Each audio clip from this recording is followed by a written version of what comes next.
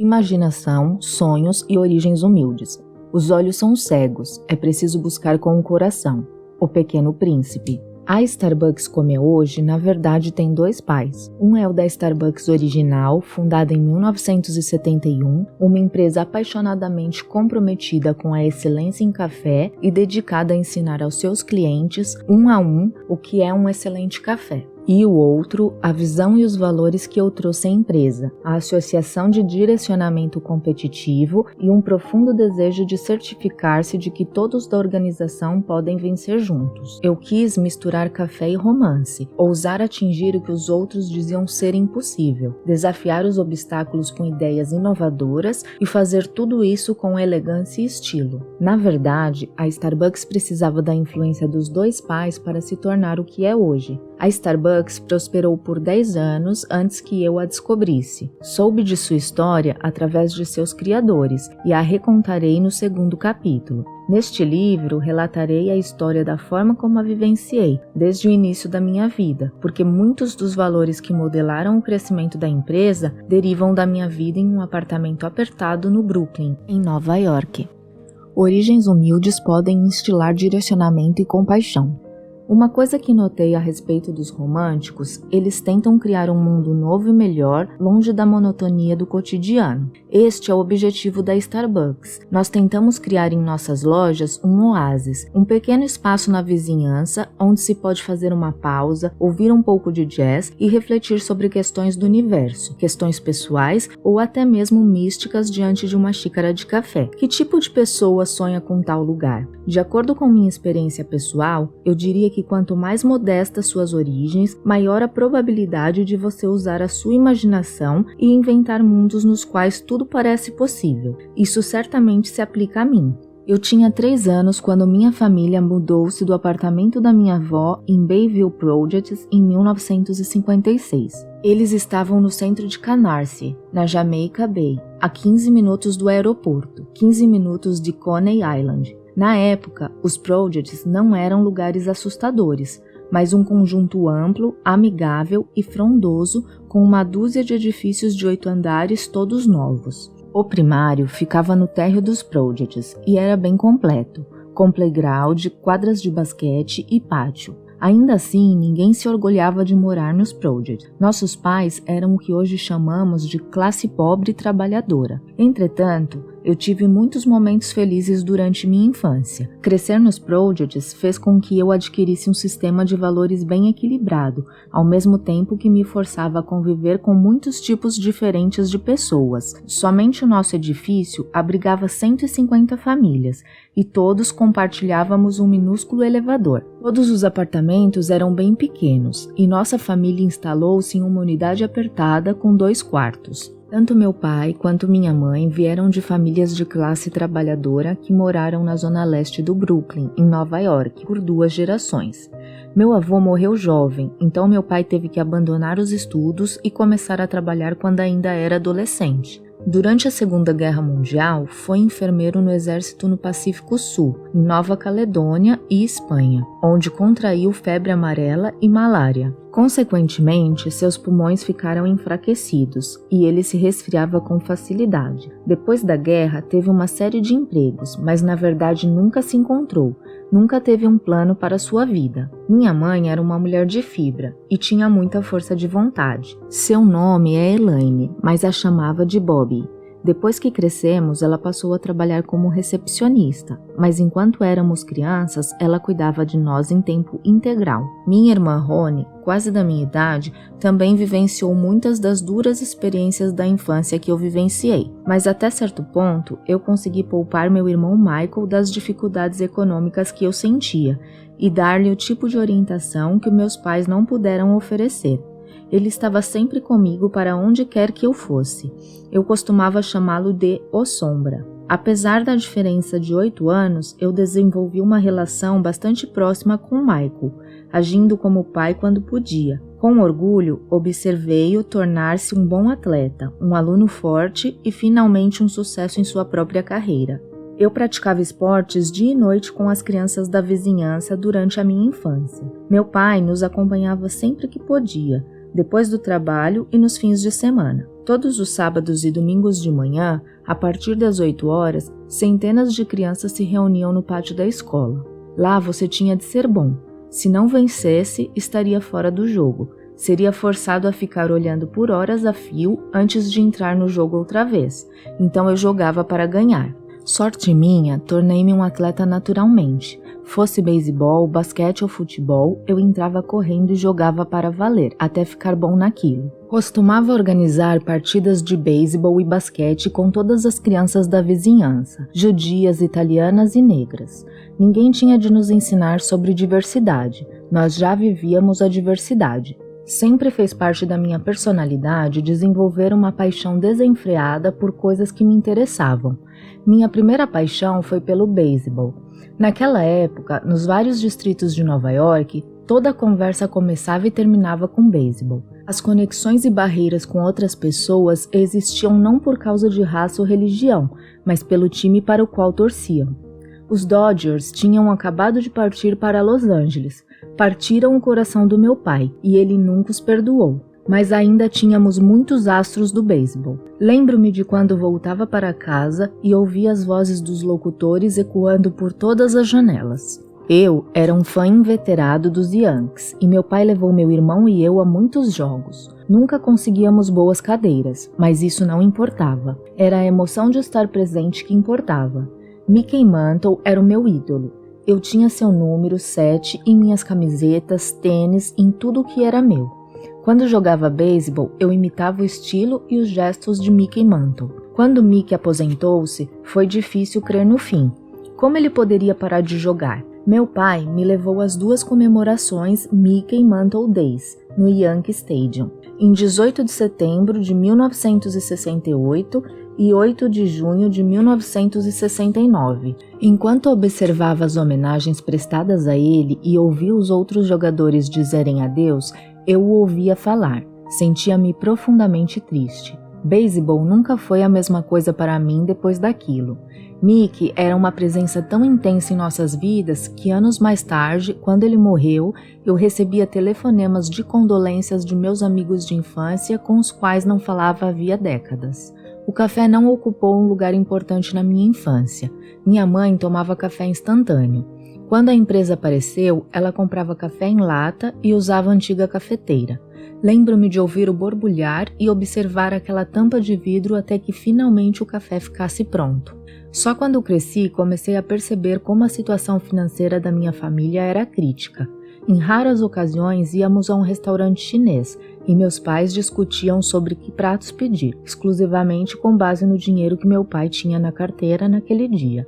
Eu me senti irritado e envergonhado quando soube que o acampamento do qual participei no verão era um programa subsidiado para crianças menos privilegiadas. Depois disso, recusei-me a voltar. Quando entrei no colegial, entendi o estigma de ter vivido no Projects.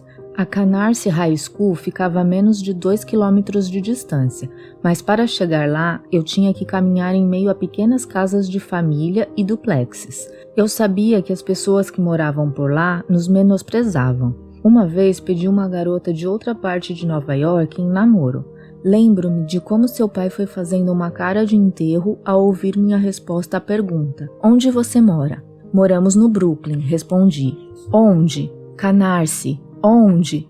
"Bayview Projects." Ah, houve um julgamento a meu respeito que ele ocultou, e eu fiquei enojado diante daquilo. Sendo o mais velho dos 3 filhos, eu tinha de crescer rapidamente. Comecei a ganhar dinheiro ainda em uma idade tenra. Aos 12 anos, tinha um emprego como entregador de panfletos.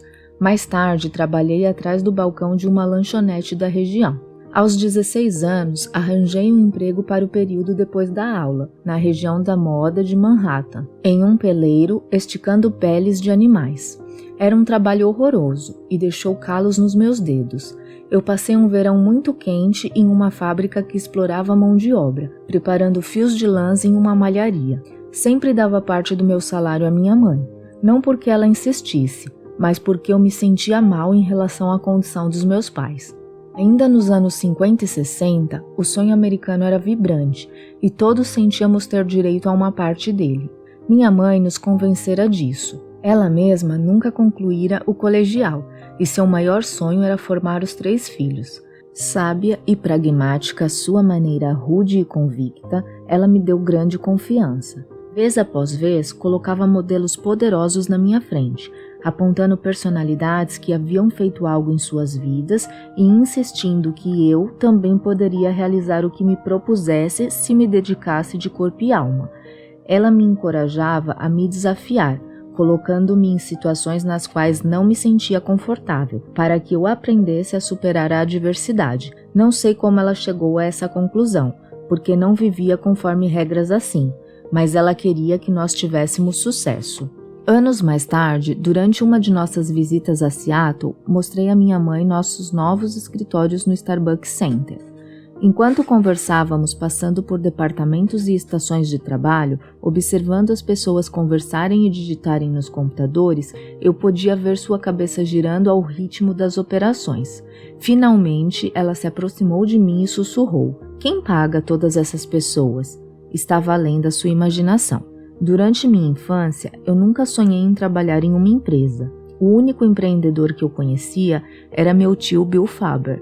Ele tinha uma pequena fábrica de papel no Bronx, para a qual mais tarde contratou meu pai como contramestre. Eu não sabia que tipo de trabalho acabaria fazendo, mas sabia que tinha de escapar das dificuldades pelas quais meus pais passavam diariamente. Tinha de sair do Projects, sair do Brooklyn. Lembro-me de que me deitava na cama à noite e pensava: e se eu tivesse uma bola de cristal e pudesse ver o futuro? Mas logo interrompi esse pensamento, pois imaginar o que eu veria me assustava demais. Eu só conseguia enxergar uma saída: os esportes. Como as crianças do filme Basquete Blues. Meus amigos e eu achávamos que os esportes eram um passaporte para uma vida magnífica. No colegial, eu só me aplicava nos estudos quando precisava, porque o que eu aprendia em sala de aula parecia irrelevante. Em vez disso, passava horas e dias jogando futebol. Eu nunca vou me esquecer do dia em que entrei para o time. Como símbolo daquela honra, recebia jaqueta, com o grande C azul que me identificava como um atleta de talento. Mas minha mãe não conseguia pagar $29 pela jaqueta, então pediu que esperasse mais ou menos uma semana até o papai receber. Fiquei arrasado. Todo mundo na escola planejara usar as suas jaquetas em uma data previamente combinada, e eu não podia aparecer sem a minha, mas também não queria fazer minha mãe sentir-se ainda pior. Então pedi dinheiro emprestado a um amigo para comprá-la e usei-a no dia combinado, mas escondi dos meus pais até quando eles puderam pagar. Meu maior triunfo na escola foi tornar-me quarterback, o que me transformou em um grande homem entre 5.700 alunos da Canarsie High School. A escola também era tão pobre que nós nem tínhamos um campo de futebol americano e todos os nossos jogos eram fora. Nosso time era bem fraco, mas eu era um dos melhores jogadores. Um dia, um olheiro veio acompanhar um jogo do time adversário em um dos jogos. Eu não sabia que ele estava lá. Alguns dias depois, contudo, recebi uma carta que para mim, naquele momento, parecia ser de outro planeta. North Michigan University. Eles estavam recrutando jogadores para o time de futebol americano. Se eu me interessei, eu dava pulos de alegria. Eu me senti vencedor de um grande campeonato. No final das contas, a North Michigan ofereceu-me uma bolsa de estudos, a única oferta que eu recebi. Sem ela, não sei como poderia ter realizado o sonho da minha mãe, que era o de me ver formado. Durante as férias, na primavera, no último ano do colégio, meus pais me levaram para ver aquele lugar inimaginável. Viajamos de carro cerca de 1.600 quilômetros até Marquette, na península superior de Michigan. Nunca havíamos saído de Nova York, e meus pais se viram nessa aventura. Atravessamos montanhas arborizadas, vastos trechos de campo aberto, passamos ao lado de lagos enormes que pareciam oceanos. Quando finalmente chegamos, o campus parecia os Estados Unidos que eu havia visto somente nos filmes, com árvores florescendo, alunos risonhos, frisbees voando. Finalmente eu estava fora do Brooklyn. Coincidentemente, a Starbucks foi fundada naquele mesmo ano em Seattle, uma cidade ainda mais distante da minha imaginação naquela época. Eu adorava a liberdade e o espaço da escola, embora me sentisse sozinho e deslocado a princípio. Fiz alguns amigos no meu primeiro ano como calouro, e acabei dividindo o mesmo quarto com eles por 4 anos, dentro e fora do campus. Meu irmão visitou-me 2 vezes e em um ano, no Dia das Mães, fui até Nova York. Cheguei de surpresa. No final, eu não era tão bom jogador de futebol quanto pensava e acabei não jogando mais. Para permanecer na escola, eu fazia empréstimos, trabalhava meio período e trabalhava no verão para pagar as despesas. Tinha um emprego noturno como barman e fazia muitos outros bicos. Ainda assim, aqueles foram os anos mais divertidos da minha vida, uma época de poucas responsabilidades. Além de tudo, era pouco provável que eu fosse convocado para ir ao Vietnã. Formei-me em comunicação e fiz cursos de oratória e comunicações interpessoais. Durante o último ano, frequentei também algumas aulas de administração, porque estava começando a me preocupar com o que faria depois que me formasse. Mantive média B, esforçando-me somente quando tinha de fazer um teste ou uma apresentação. Depois de 4 anos, fui o primeiro da família a me formar. Para os meus pais, eu tinha conseguido o grande prêmio, um diploma. Mas eu não tinha nenhuma direção a seguir. Ninguém nunca me ajudou a enxergar o valor do conhecimento que eu estava adquirindo. Desde então, sempre brincava dizendo: se alguém tivesse me dado orientação e me direcionado, eu poderia ter sido alguém. Demorou anos para eu descobrir qual era a minha paixão na vida. Cada passo depois daquela descoberta era um salto enorme em direção a algo desconhecido, cada movimento mais arriscado que o anterior. Mas sair do Brooklyn e me formar foram acontecimentos que me deram coragem para continuar sonhando. Durante anos, eu escondi o fato de ter crescido no Prodigies. Eu não mentia sobre isso, mas também não trazia o assunto à tona. Afinal, não era uma credencial positiva. Mas por mais que eu tentasse negar, aquelas lembranças das minhas primeiras experiências ficaram marcadas indelevelmente em minha memória. Eu jamais poderia esquecer como é estar do outro lado, com medo de prever o futuro. Em dezembro de 1994, um artigo no New York Times sobre o sucesso da Starbucks mencionou que eu cresci nos Projects em Canarsie. Depois que isso ocorreu, recebi cartas de Bayview e outros cantos. A maioria delas vinha de mães tentando orientar seus filhos, dizendo que minha história lhes dera esperança. Os obstáculos para a transição do ambiente em que cresci até chegar onde me encontro hoje são imensuráveis. Como aconteceu? O sol brilhou para mim, é verdade, como sempre diz meu irmão Michael. Mas a minha história tem tanto a ver com perseverança e esforço quanto com talento e sorte. Eu desejei que acontecesse. Tomei a vida em minhas mãos, aprendi com quem podia, agarrei cada oportunidade que tive e moldei meu sucesso passo a passo. O medo do fracasso foi o que primeiro me invadiu, mas à medida que eu lidava com cada desafio, minha ansiedade era substituída por um crescente senso de otimismo. Assim que você supera obstáculos aparentemente intransponíveis, outras situações difíceis tornam-se menos assustadoras. A maioria das pessoas é capaz de ir além de seus sonhos se insistir. Eu encorajaria qualquer um a sonhar grande, formar bases sólidas, absorver informações como uma esponja e a não ter medo de desafiar o senso comum. Só porque ninguém fez antes não significa que você não deva tentar. Eu não posso lhe dar uma receita secreta para o sucesso, nenhum plano à prova de falhas para ser bem-sucedido no mundo dos negócios, mas minha própria experiência sugere que é possível começar do nada e exceder os seus próprios sonhos. Recentemente fiz uma viagem a Nova York e voltei a Canarsie e dei uma olhada em Bayview pela primeira vez depois de 20 anos. Na verdade, não é um lugar ruim, exceto pelo buraco feito a bala na porta da entrada e as marcas de incêndio em volta da campainha. Quando morava lá, também não tínhamos grades de ferro nas janelas, mas também não tínhamos ar-condicionado.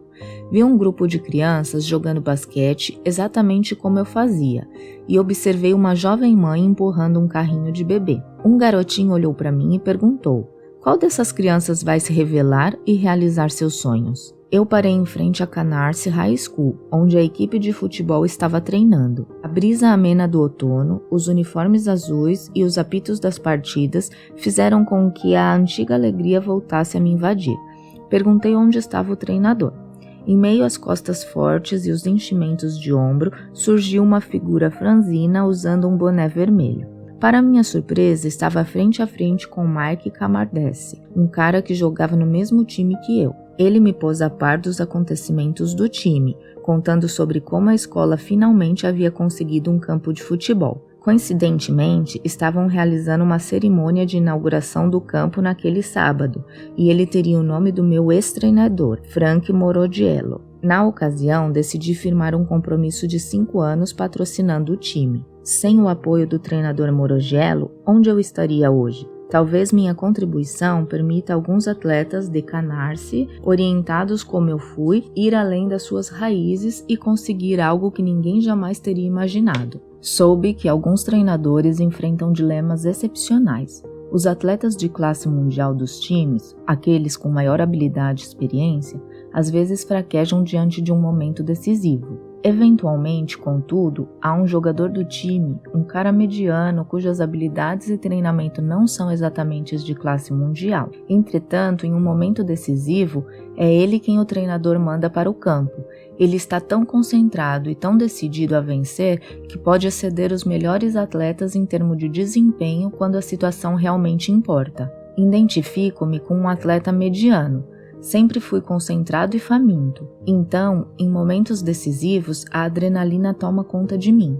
Muito tempo depois de os outros pararem para descansar e se recuperar, eu ainda estou correndo, perseguindo algo que ninguém viu. Suficiente não basta.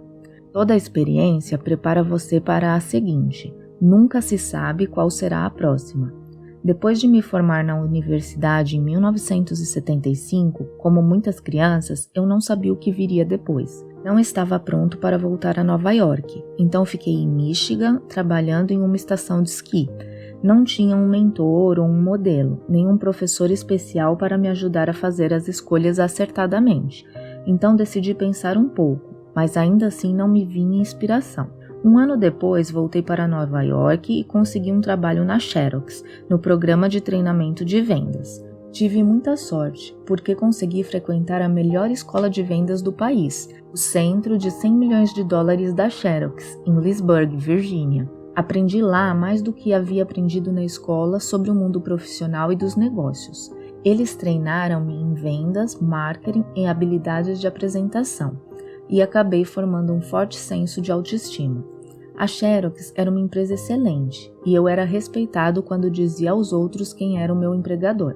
Depois de concluir o curso, passei 6 meses fazendo 50 ligações por dia sem qualquer resultado.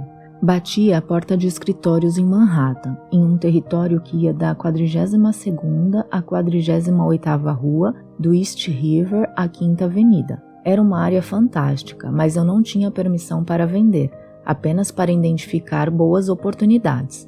As ligações que não resultavam em nada foram um excelente treinamento para os negócios, ensinaram-me a pensar sozinho. Então, muitas portas se fechavam para mim, e eu tive que desenvolver certa insensibilidade e um breve argumento de venda para o que, naquela época, era uma máquina novíssima chamada processador de texto. Mas o trabalho me fascinava, e eu mantive meu senso de humor e aventura. Lutava contra a concorrência, tentando ser o melhor, ser notado, fornecer os melhores argumentos aos meus vendedores. Eu queria vencer. Finalmente consegui. Tornei-me vendedor no mesmo território. Fiquei bom naquilo, usando paletó, fechando vendas e ganhando comissões por 3 anos. Eu vendia muitas máquinas e superava muitos dos meus colegas. Descobri que vender tem muito a ver com autoestima, mas não posso afirmar que desenvolvi paixão por processadores de texto. Eu paguei os empréstimos que devia na faculdade e aluguei um apartamento em Greenwich Village com outro rapaz. Nós estávamos nos divertindo a valer. Durante um verão, eu e mais 7 colegas alugamos uma casa nos Hamptons para passar os finais de semana. E foi lá, na praia, no fim de semana de 4 de julho de 1978, que encontrei Sherry Kirsch, com o brilho de seus cabelos ondulados longos e louros e sua tremenda energia. Sherry me atraiu com seu impecável estilo e classe. Estava estudando para formar-se em decoração de interiores e também estava passando os fins de semana com um grupo de amigos na praia. Ela não era simplesmente bonita, mas tinha uma sólida formação, com valores arraigados do meio-oeste vindos de uma família amável e cordial. Nós dois estávamos no início de nossas carreiras, sem ter grande preocupação no mundo. Começamos a namorar e quanto mais a conhecia, mais percebia que magnífico ser humano havia encontrado. Em 1979, contudo, eu estava impaciente em relação ao meu emprego. queria algo mais desafiador. Um amigo disse-me que uma empresa sueca, a Perstorp, planejava estabelecer uma divisão nos Estados Unidos para sua subsidiária de utensílios domésticos, a Hammerplast. Parecia uma ótima oportunidade de começar em uma empresa em crescimento. A Perstorp me contratou e enviou-me para 3 meses de treinamento na Suécia. Hospedei-me na charmosa cidadezinha de Perstorp, perto de Malmö, e explorei Copenhague e Estocolmo nos fins de semana. A Europa me surpreendeu com seu senso histórico e prazer pela vida. A empresa inicialmente colocou-me em uma divisão diferente, que vendia suprimentos para a construção. Transferiram-me para a Carolina do Norte e eu tive de vender acessórios e móveis para a cozinha. Detestava o produto. Quem podia ter uma boa relação com peças de plástico prensadas? Depois de 10 meses de miséria, não consegui suportar. Eu estava pronto para desistir e me matricular na escola de interpretação. Qualquer coisa para voltar a Nova York e estar com Sherry. Quando ameacei sair, a Perstorp não só me transferiu de volta para Nova York, como também me promoveu a vice-presidente e diretor-geral da Hammerplast. Eu era encarregado das operações nos Estados Unidos, gerenciando cerca de 20 representantes de vendas independentes. Eles deram-me não só um salário de $75.000 ano, mas também um automóvel da empresa, uma verba de representação e cobertura total de viagens, incluindo 4 viagens ao ano para a Suécia. Finalmente, eu estava vendendo produtos dos quais gostava, uma moderna linha sueca de equipamentos e utensílios domésticos. Enquanto vendedor, eu sabia motivar minha equipe de vendedores. Rapidamente coloquei os produtos em grandes magazines e consegui aumentar o volume de vendas. Fiz isso por 3 anos e adorei. Aos 28 anos, tinha chegado lá. Sherry e eu mudamos para a região nordeste de Manhattan, onde compramos nosso apartamento. Sherry estava em fase de ascensão profissional, trabalhando para um fabricante italiano de móveis como designer e vendedora. Ela pintou as paredes de salmão claro e começou a lançar mão de suas habilidades profissionais para criar, em estilo imponente, um lar em nosso espaço. Tínhamos uma vida maravilhosa, frequentávamos o teatro, jantávamos fora, convidávamos amigos para reuniões em casa. Até alugamos uma casa de verão nos Hamptons. Meus pais não acreditavam que eu tivesse ido tão longe tão rápido. Em 6 anos depois de ter me formado, havia conseguido uma carreira de sucesso, um salário alto, um apartamento próprio. A vida que eu tinha estava além dos melhores sonhos que os meus pais haviam vislumbrado para mim. A maioria das pessoas estaria satisfeita com isso. Então ninguém, principalmente os meus pais, conseguia entender por que eu ainda estava tão inquieto. É que eu sentia que faltava algo. Eu queria ser dono do meu próprio destino. Talvez seja um dos meus pontos fracos. Estou sempre me perguntando o que estarei fazendo depois. Suficiente não basta. Ao conhecer a Starbucks, me dei conta do que significa o trabalho realmente cativar seu coração e sua imaginação.